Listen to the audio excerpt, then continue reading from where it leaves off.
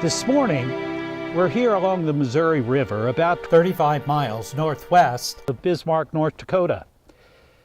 It's November 9th, and on this date in 1804, Lewis and Clark and the Corps of Discovery stopped here in order to build their winter headquarters. They called it Fort Mandan. They had been on the river for 6 months and had traveled about 1,200 miles upstream from St. Louis. A recent snowfall and cold temperatures made it clear that they needed to stop and build a fort for the winter. That fort was built about 8 miles west of present-day Washburn, North Dakota. A full-size replica of the fort is located about 3 miles west of Washburn.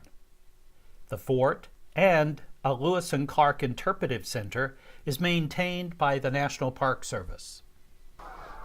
Although the replica is not built on the actual site of the camp, the dimensions are the same, and the sights and sounds of the area are very similar to what Lewis and Clark would have experienced in 1804.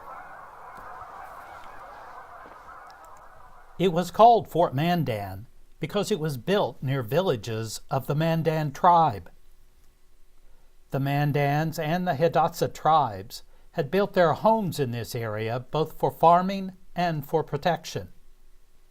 In total, there was about 4,000 Native Americans living in these villages. The Mandans used the prairie soil and trees from along the river to make their homes out of earth and wood. These structures worked well to get them out of the wind and cold. A fire was built at the center of the lodge, and then the smoke exited out through an opening at the top.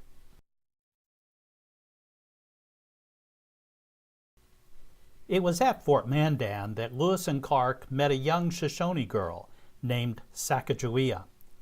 Her life would become one of the great epic stories of American history. We will learn more about her as we move on up the river. Our water sample at this site is very low in turbidity.